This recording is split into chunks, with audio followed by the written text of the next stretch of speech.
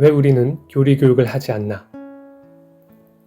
필자는 어릴 때 교리를 배워본 적이 없다. SFC 운동을 열심히 했지만 정작 교회에서 웨스트민스터 신앙고백과 대소교리 문답을 배우지 못했다. SFC 강령, 우리는 웨스트민스터 신앙고백과 대소교리 문답을 우리의 신조로 한다를 열심히 외치긴 했다.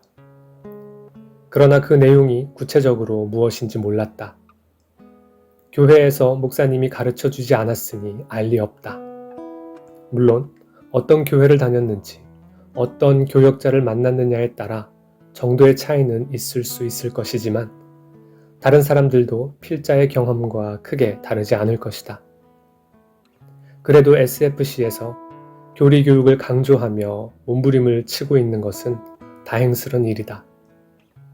그렇지만 그 영향력은 일반 교회로까지 이어지고 있지 않다. 왜 이런 상황이 일어나게 되었을까? 왜 우리는 지금 교리 교육을 얘기해야 할까? 이 글에서는 첫째, 종교개혁가들이 교리 교육을 얼마나 중요하게 생각했는지 살펴보겠다. 둘째, 왜 교리 교육이 한국 개신교회에 약화되었는지를 추적해 볼 것이다. 결론부터 말하면 한국 교회의 복음주의적 특징이 교리 교육을 약화시켰다는 것이다. 마지막으로 교리가 무엇이며 왜 교리를 배워야 하며 교리 교육의 유익이 무엇이며 이에 대한 반론이 무엇인지 그리고 성경적 증거를 찾아볼 것이다. 그래서 종교개혁가들의 정신을 배워 교회가 교리에 대한 관심을 다시 회복하고 전 성도들에게 교리 설교와 교육, 그리고 나아가 언약의 자녀들과 초신자들에게 교리 교육을 시킬 수 있기를 바란다. 물론 가정에서도 가정 예배를 통해 교리를 가르칠 수 있다. 1. 교리. 첫째, 16세기 개혁가들이 소중히 여긴 교리. 종교개혁 때부터 개신교회는 교리를 중요하게 여겼다. 똑같은 성경을 가지고도 다른 내용, 교리를 믿는 로마 교회 때문이었다. 로마 교회는 중세 1000년 동안 점점 성경의 진리에서 멀어졌다. 더 이상 견딜 수 없는 상황에 이르렀을 때에 하나님께서는 개혁가들을 보내셔 교회 개혁을 이루셨다. 개혁가들을 보내셔서 교회 개혁을 이루셨다. 사실 종교개혁이라는 말보다는 교회개혁이라는 말이 더 정확하다. 이 교회개혁은 철저하게 하나님께서 하신 일이다. 교회가 초대교회 이후 잘못 걸어간 길에서 다시 돌이켜 회개하고 본래 모습을 회복하려 한 것이다. 개혁가들은 성경을 자국어로 번역했다. 당시 보통 성도는 성경을 모국어로 읽을 수 없었다. 성경은 라틴어로 쓰인 것밖에 없었기에 성직자들만 읽을 수 있었다. 성도는 성경을 읽지 못하니 성상이나 상징을 통해 신앙을 유지했는데 이로 인해 잘못된 미신에 빠지는 경우가 많았다. 개혁가들은 로마 교회에 어긋나고 잘못된 교리를 바로잡는 일을 했다. 진리의 말씀인 성경을 바르게 정리해 성도에게 가르쳤다. 성경을 요약해 정리하는 것은 쉬운 일이 아니었다. 우선 성경에 대해 잘 알아야 했다. 초대교회 영적 지도자들이 성경을 어떻게 이해했는지 공부했다. 본래 성경이 쓰여졌던 구약 히브리어 성경과 신약 헬라어 성경을 직접 읽으며 기도하며 연구했다. 이렇게 해서 만들어진 것이 개신교회의 교리이다. 이 교리는 신앙고백 혹은 요리문답 형식으로 만들어졌다. 중세 1000년 동안 암흑 속에 살던 성도는 성경의 복음을 요약해 설명해주자 살아계신 하나님을 만날 수 있었고 진리를 듣고 깨달아 믿음으로 구원을 확신하고 기뻐했다. 국가 권력을 등에 업은 로마 교회는 개신교회를 핍박했다. 고문과 투옥과 화형의 위협에도 진리의 말씀으로 자유를 누린 성도는 담대히 선한 싸움을 싸울 수 있는 힘을 얻었다. 수많은 성도가 프랑스, 스페인, 네덜란드, 이탈리아, 영국, 스코틀랜드에서 순교했다. 이 시대의 성경과 교리는 엄청난 힘을 발휘했다. 하나님께서 주신 복이요 은혜였다. 개혁가들은 신앙 고백과 요리 문답서를 많이 만들었다. 루터는 어린이를 위한 소요리 문답서를 만들었다. 칼빈도 요리 문답서를 만들었다. 칼빈은 기독교 강요라는 훌륭한 책을 썼다. 이 책은 성경 내용을 잘 요약한 것이다. 성경을 잘 이해할 수 있도록 안내하는 안내서, 곧 핸드북 같은 것이다. 지금까지 쓰여진 책 가운데 가장 사랑받는 책이기도 하다. 쯔빙글리도 신앙고백서를 만들었다. 지금까지 개신교회가 만든 신앙고백이나 교리서는 64개 정도 된다고 한다. 요즘은 안타깝게도 이렇게 좋은 신앙고백서나 교리서들이 잘 나오지 않는다. 옛날보다 바쁘기 때문일까?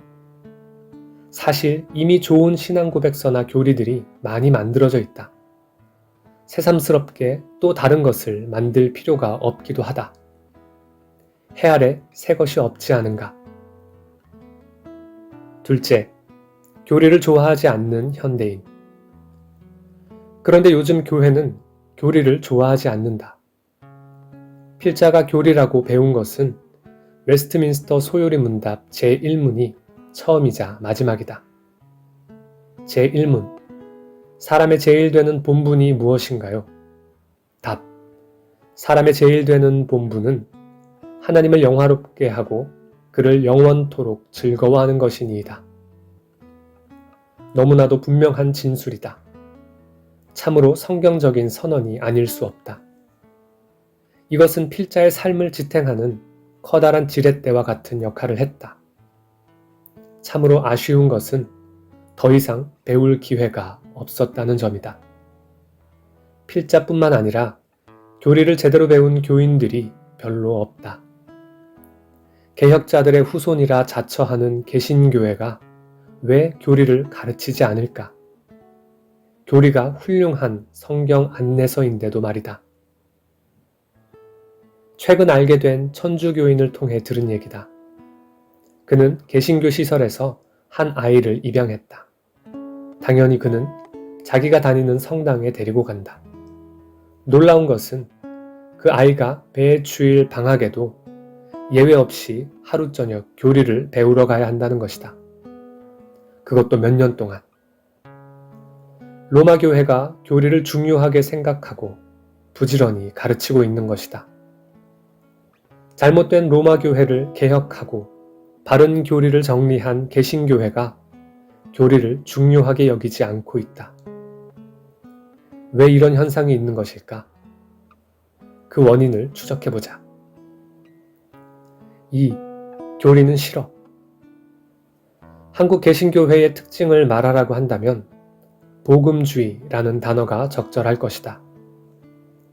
복음주의의 특징이 무엇인지를 살펴보면 한국 교회가 왜 교리를 중요하게 생각하지 않는지를 찾을 수 있을 것이다. 복음주의란 무엇인가? 복음주의는 그 스펙트럼이 굉장히 넓어 모든 개신교를 총망라한다고 해도 과언이 아니다. 복음주의는 역사적으로 그 모양과 특징이 다르고 현재 교회도 여러 교단과 교파들로 나뉘어 있다는 점에서 그 실체와 모양을 정의하기 쉽지 않다. 복음주의는 어느 한 사람이나 교파에 국한되지 않은 광의적 개념이라고 할 수 있다. 복음주의는 대체로 종교개혁과 경건주의, 그리고 18, 9세기의 부흥운동을 통해 나타났다. 이는 각 나라와 교회의 상황에 맞게 여러 형태로 진행되었는데 세 가지 점에서 공통적인 특징을 찾을 수 있다. 첫째, 성경을 권위 있는 하나님의 말씀으로 받아들인다. 둘째, 성령의 개인적인 경험을 강조한다. 셋째, 성도를 전도와 선교로 동역화한다.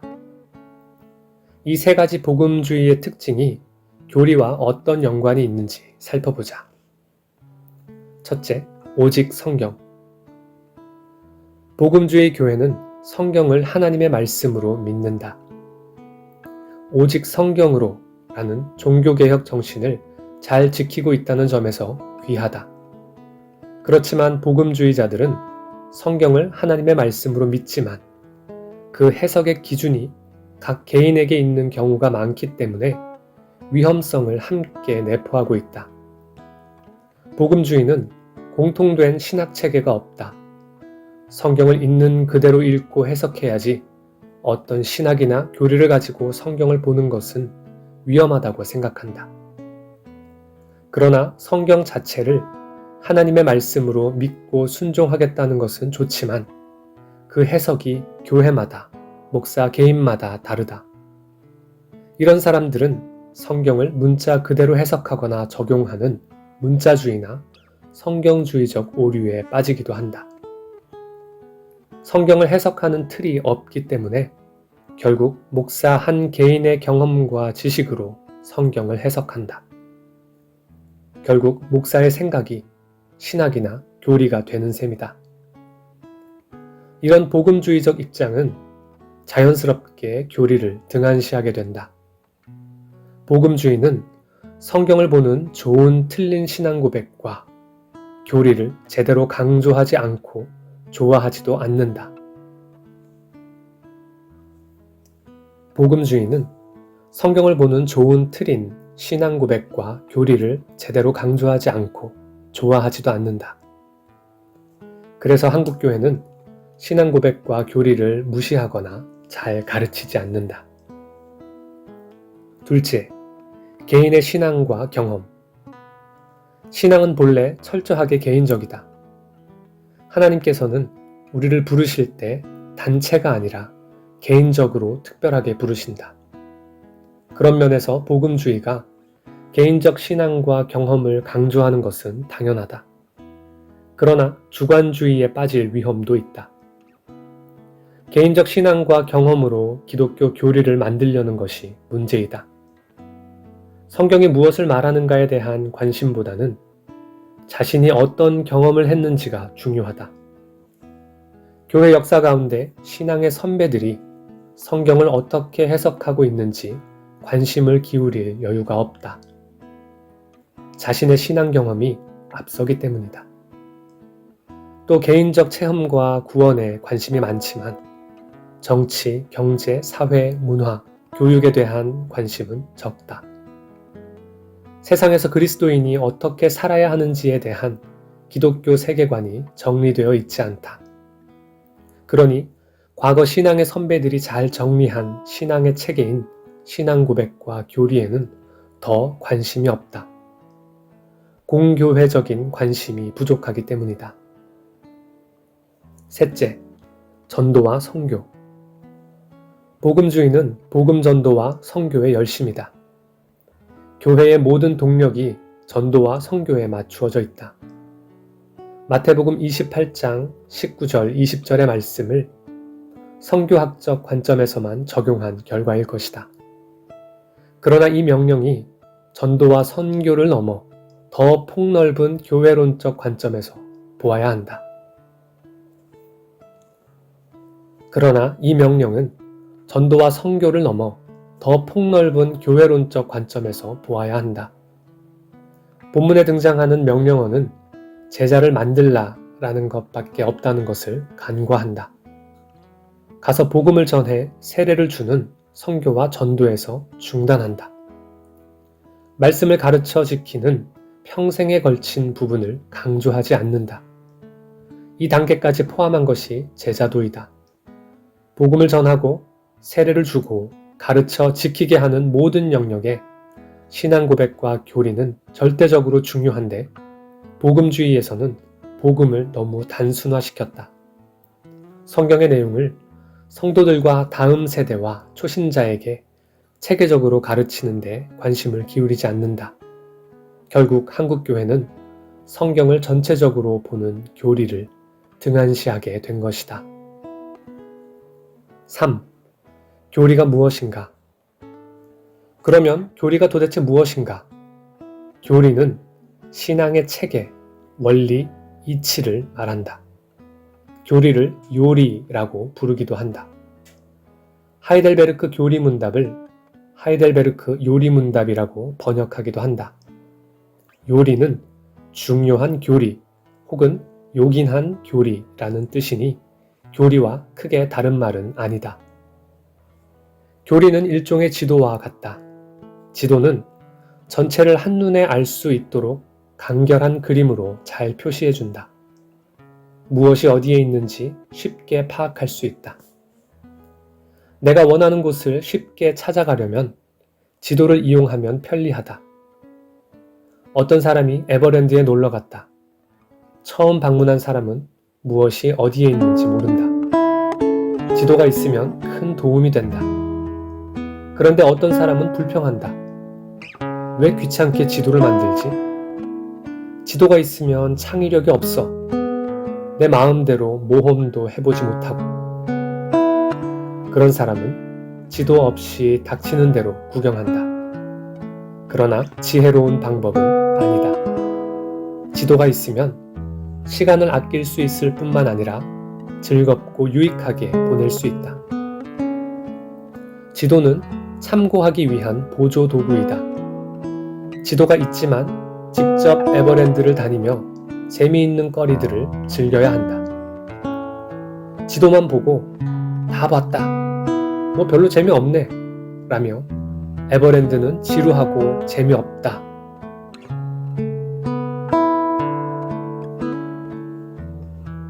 지도만 보고 다 봤다. 뭐 별로 재미없네 라며 에버랜드는 지루하고 재미없다고 가서 즐기지 않는 사람은 없다. 지도는 실제를 대체할 수 없다. 단지 실제를 잘 볼 수 있도록 도와주는 도구일 뿐이다. 재미없다고 지도를 던져버리는 사람은 지혜로운 사람이 아니다. 지리학자가 지도를 먼저 연구하고 밖으로 나가 실제 지구의 표면을 연구한다. 생명은 짧고 세계는 매우 넓다. 한 사람이 혼자 스스로 지구의 표면을 연구한다면 지구의 표면 중에 매우 작은 부분밖에는 연구할 수 없을 것이다. 이것이 지도를 조사, 연구하는 것이 얼마나 귀중한 일인가의 이유가 된다. 오랜 세월에 걸쳐 지구를 연구한 사람이 있었기 때문에 좋은 지도가 존재한다. 지도가 완벽하지는 않지만 그러나 매우 정확하다. 그러므로 세계 지형을 이해하기 위해서는 직접 세계를 다니면서 지구를 연구하는 것이 아니라 최선의 방법은 먼저 좋은 지도를 가지고 지도를 통하여 세계 지형을 이해하는 것이다. 지도를 통해 세계 지형에 대해 기본적인 것을 알고 난 후에 직접 지구의 여러 곳을 다니면서 그 지도가 정확한지 아닌지 시험할 수 있다. 성경도 마찬가지다. 성경의 모든 사실들을 완전히 이해하기 어렵다. 혼자 이것을 다 해결하기 어렵다. 그런데 이것을 믿음의 선배들이 오랜 세월 동안 연구한 것이 있다. 그것이 바로 교리이다. 이 교리를 영적인 지도로 받아들이는 것은 지혜롭다. 특별히 주님이 세우신 교회가 이 교리를 보존해왔다. 교회의 공적인 의미에서도 교리를 소중하게 여기고 사용하는 것은 큰 의미가 있다. 지도는 오류가 있을 수 있다. 교리가 대부분 정확할지라도 틀릴 수 있다. 만약 성경과 일치하지 않으면 우리는 그것을 인정해야 한다. 현명한 사람은 조심스럽게 그것을 조사하고 검사한 후 결론을 내리고 절차에 따라 수정할 수 있다. 왜냐하면 교리는 실제 자체가 아니고 보조도구이기 때문이다.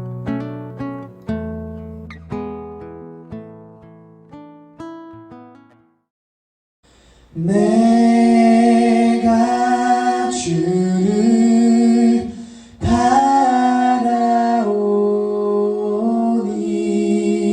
성실과 정직으로 나를 보호하소서.